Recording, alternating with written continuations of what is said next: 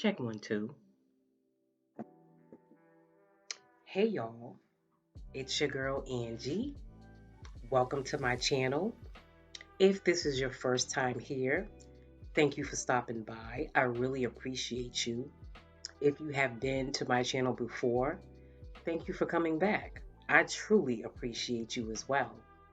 As always, I ask, please hit the subscribe button, turn on your notification bell so that you know when I make a new video. Like, comment, share your thoughts. I just ask to be respectful and share this video in case you think someone else could get something from this video.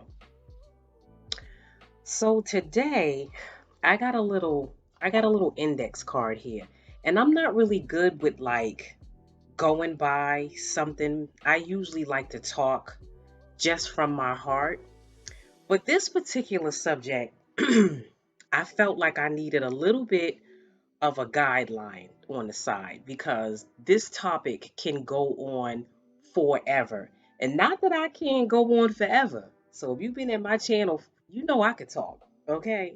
And I'm proud of that. But I don't want to go on too long. I just want to uh, relate to something with other people that I know are going through the same thing that I've been through. And today in particular, I got something that was very disruptive to my peace. And I've been doing a lot of work to make sure that I don't allow that to happen. But life's, things are not always in our control and nothing is ever going to be perfect.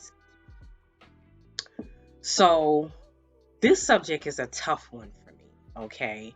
It's a tough one for me because I really don't feel comfortable sharing that I have experienced emotional abuse, emotional abuse and physical abuse, but I'm going to focus on emotional abuse.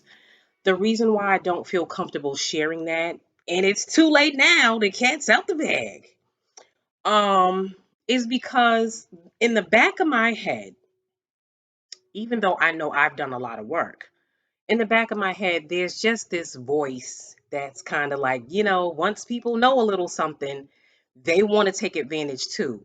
But uh, I hope that people don't try that, okay? Because I'm not the same person that I was when it was going down.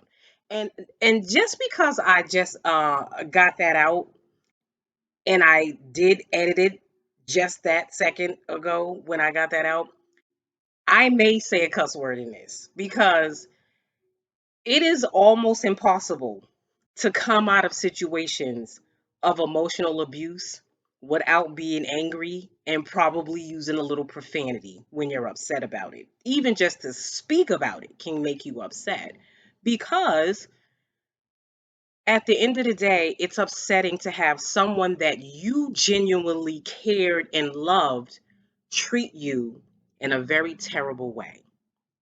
So I'm just going to put a warning there.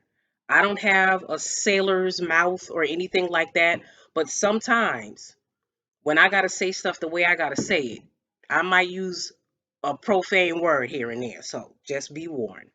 So this was a tough one for me because I don't want to feel vulnerable to people like that anymore. And I know through my experience that any information that they get about you, they want that information because that's what they use to manipulate you. Okay.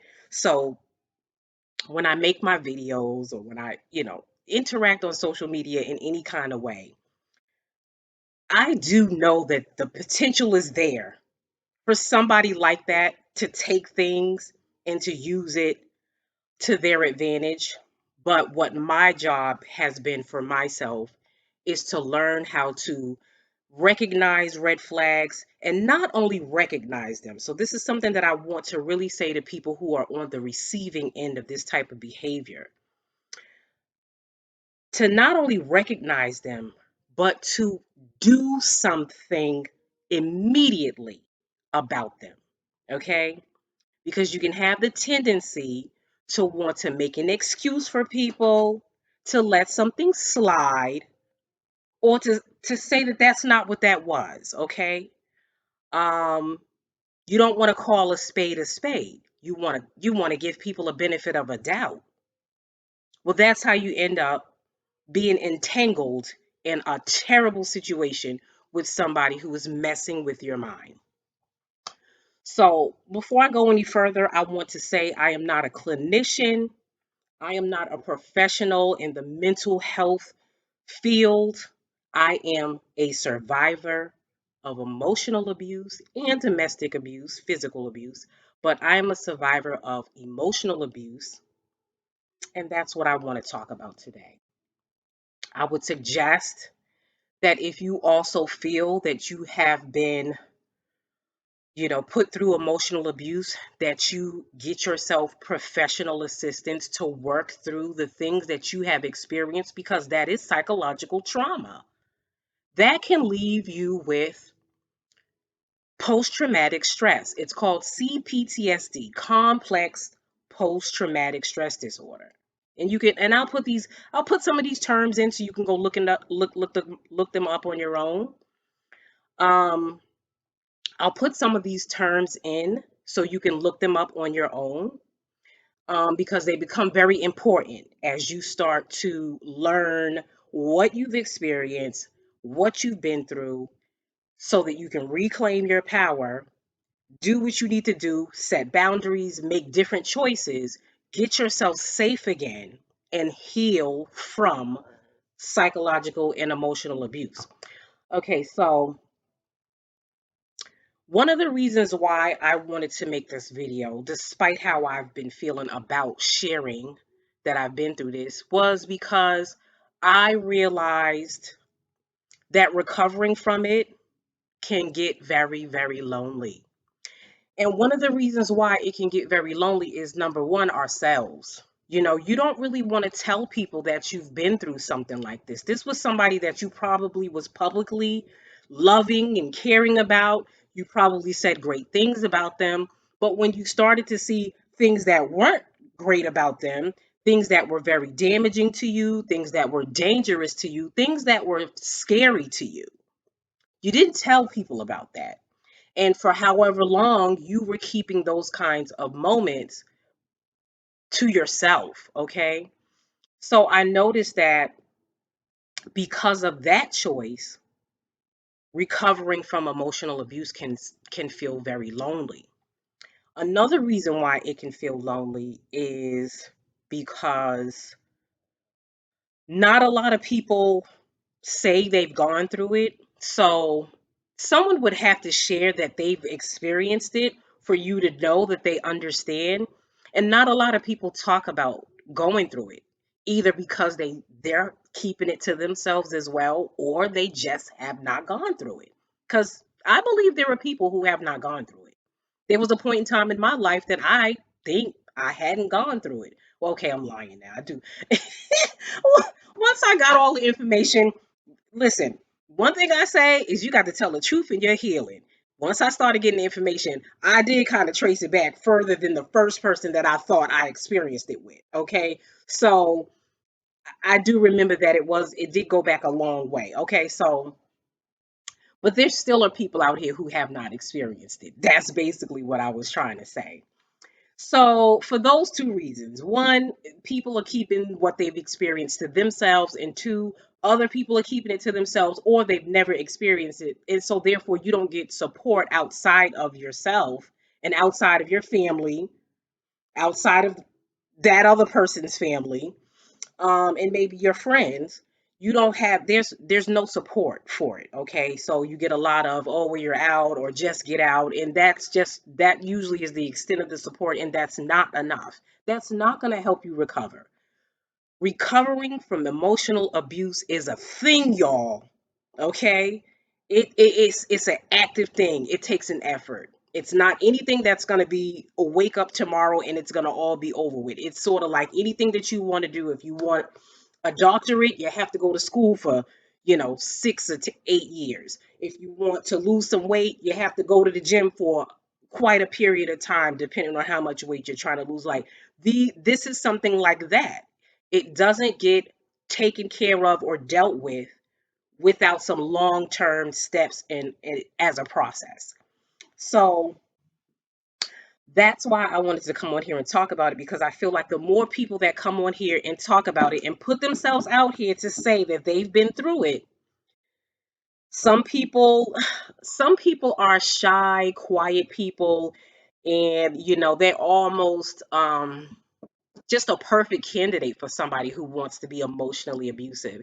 And then there are other people who just, the person had to work really hard to pull the wool over your eyes. And when I say your, I'm including myself in this group of people.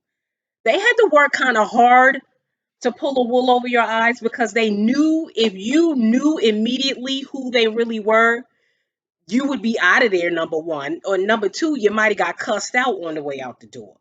They needed to get you to love them first. So they went out of their way to do that. And so I just want to make sure that people realize that there's others out here who have been through it. We're not stupid. We didn't see a red flag and go, oh, a red flag, how wonderful. I want to get involved with that. That's really not how that goes. Sometimes I read comments and I'm just like blown away at the lack of compassion that society can have to people who were going into a situation genuinely to love and to care, not knowing that the person they were going into the situation with was strategically making sure that they hid different things. They had this plan in place to look a certain way to lure you in. And then at some point, something showed and you were a little confused by it. And then they swoop in and they give you a story, or because they got them stories, they got them canned statements ready for you. They come in and they do this damage control so quickly that you love them already, and so you give them a chance. And some people might say, well, how many damn chances do you need to give somebody? Well, we give people we love chances sometimes. There's a word called naive in the dictionary for a reason. But that's no reason to blame someone for how another person insidiously and diabolically treated them. Okay? So that pisses me off. All right? So the first thing I wanted to do was define narcissism. Now, I'm not trying to use that word, because I'm gonna come back to that word, because it's using that word is very upsetting right now in these days and times. First of all, people use it too much. I do agree. Even as a survivor of emotional abuse, people are using that way too much. But let's just talk about how that is the matter at hand, that people are using it too much. You define narcissism as an excessive, I'm emphasizing that. I even have it in capital letters on my index card. Excessive interest in or admiration of oneself and one's physical appearance. That's just the basic Oxford Dictionary. It's not from the psychology mindset. It's not from, a psychoanalytic perspective. It's just your basic, that's what narcissism is. Okay, well, who doesn't have an admiration of themselves, right? Who doesn't have an interest in themselves? I mean, I don't think anybody out here doesn't have an interest in themselves. So basically what I'm trying to impress upon you is that there is a spectrum, and that's the word that gets used. There's a spectrum to narcissism, and everyone's on there. Okay? Everyone's on there. We all think about ourselves. We all like things about ourselves. We all care about how we look. The difference between everybody and some people, I paused for a reason. The difference between everybody and some people is extreme and excessive. That's what makes the difference. Okay? Even with that difference, that doesn't necessarily make the some people all narcissists. Now, take a sip of water if you're a survivor, because I know you might be pissed with me right now, but stay with me. Drinking out of my daughter's cup. When I heard the breakdown for myself, I didn't like it. I didn't. I just felt like, there we go again. Somehow or another, these people always get backed up, and no one cares about the survivors and the victims. Hmm. I still wanted that education though, so I listened. Okay, I had done enough work to calm down my emotions and my feelings so that I could open my ears and receive something that I knew would help me understand this. So even though there's that distinction between the everybody and the some still aren't automatically all narcissists. In order to get to narcissists, now we're getting to the psychology side of it and not just the Oxford Dictionary. It is beyond the extreme involvement to the degree that makes a person ignore the needs of those around them. Okay? Narcissists have 9 distinctive traits about themselves, and I will list them in the description. Okay? I will pull them from the official medical mental health data for you. I will list the 9 in the description. And I believe what they say is anything 5 to 9 of these things, you could potentially, I'm not going to say potentially, 5 or more of these things, that's a narcissist, okay? So we're not looking for, oh, they have to have 9. They need to have 5 and more. And that puts them in that window of being a narcissist. So now we went from the everybody having traits to some people having it excessive and extreme, to another group of people where when they have 5 or more of the 9 traits as a set in a pattern of behavior that is in different aspects of their life and it affects different aspects of their life, that's where you get a narcissist, someone with a personality disorder. A personality disorder. And because that is considered a personality disorder, the world recognizes that as something that needs to be treated. I can hear some of the survivors and the victims like, come on, girl, get it out now. It needs to be treated. Now we know that they don't think anything is wrong. So the frustration for the survivors and the victims is that you're not going to get these people to go into a clinician's office and number one, first of all, go into the clinician's office. That's number one. Number two, go in there and tell the truth. And number three, not go in there and try to manipulate the psychiatrist in order for them to get the diagnosis that they may need to have so that they can have the treatment that they need so they can manage what's going on with themselves, because that's all they can do with it is manage it. For those of you involved with someone and you are waiting around and you are loving more and you're changing yourself and you're doing more and you're giving more, waiting for that to change someone who may potentially have a personality disorder, you are wasting your time. That is not something that you can do. That's not going to happen like that. And that's the sad truth that a lot of people don't realize, and end up staying in situations, relationships, family, friend, business, dating, marriage. you end up staying because you think it will change. You remember when you met this person or when you initially got involved with them that they did love you. They cared about you. They had time for you. They were available for you. They wanted to get to know you. We're going to talk about that wanting to get to know you part. But they wanted to get to know you. And you're waiting for that to come back. It's not going to come back.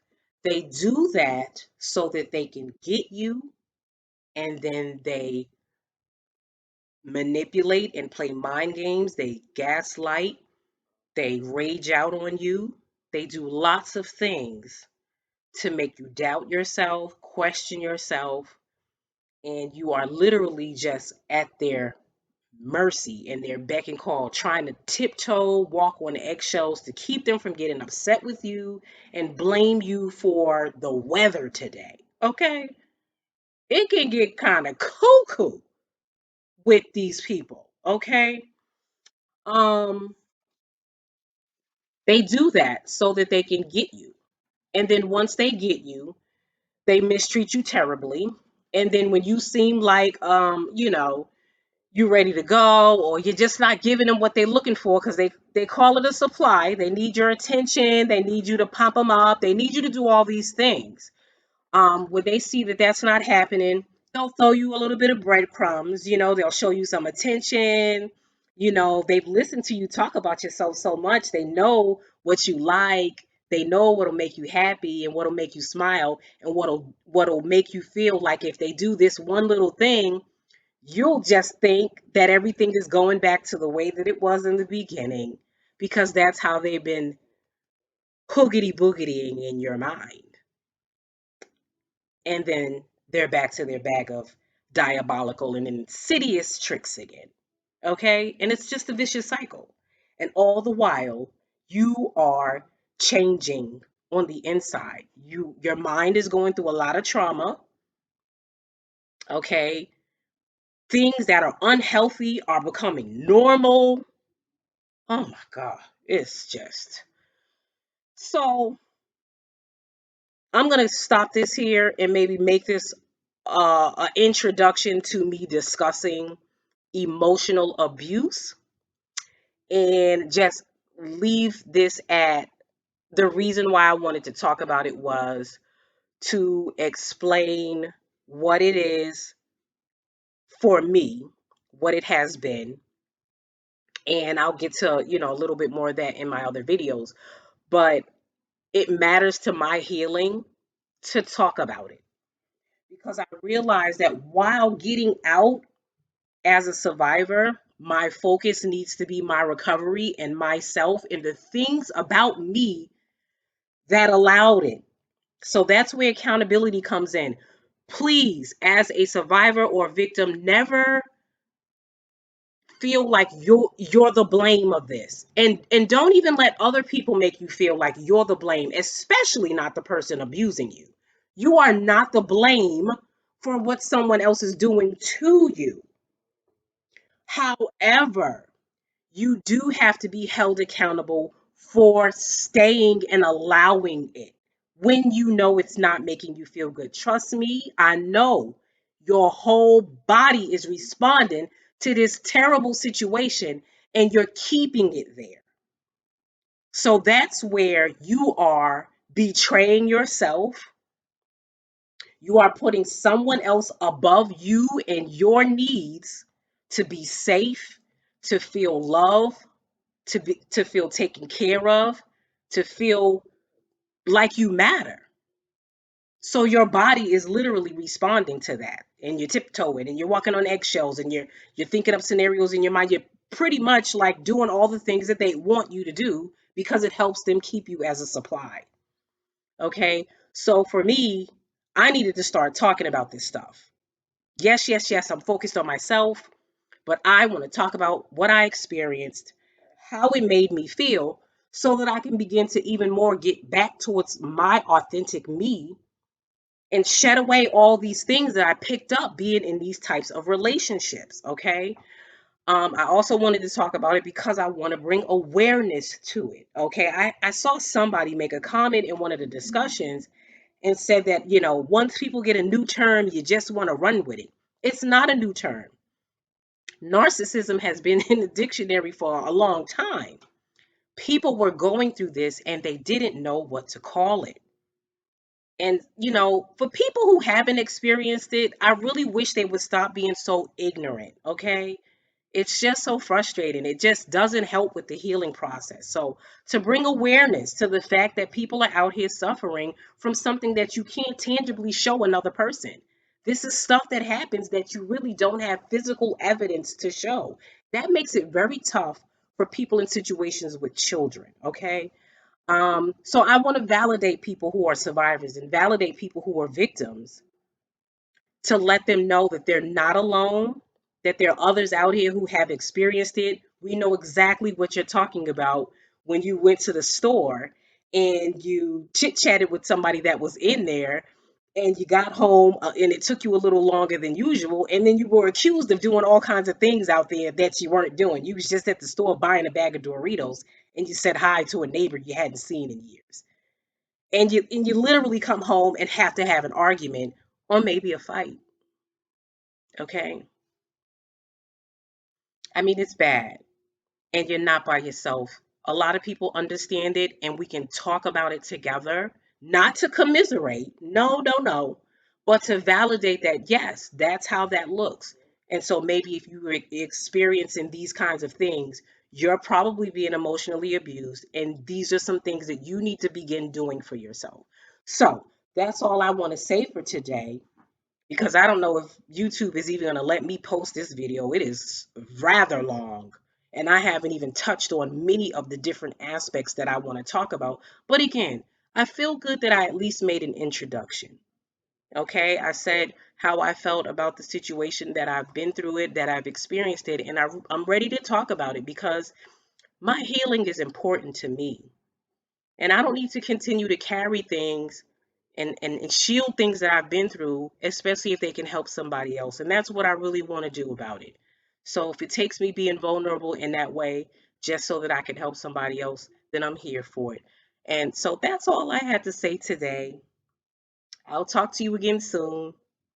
Make sure that notification bell is on. Bye.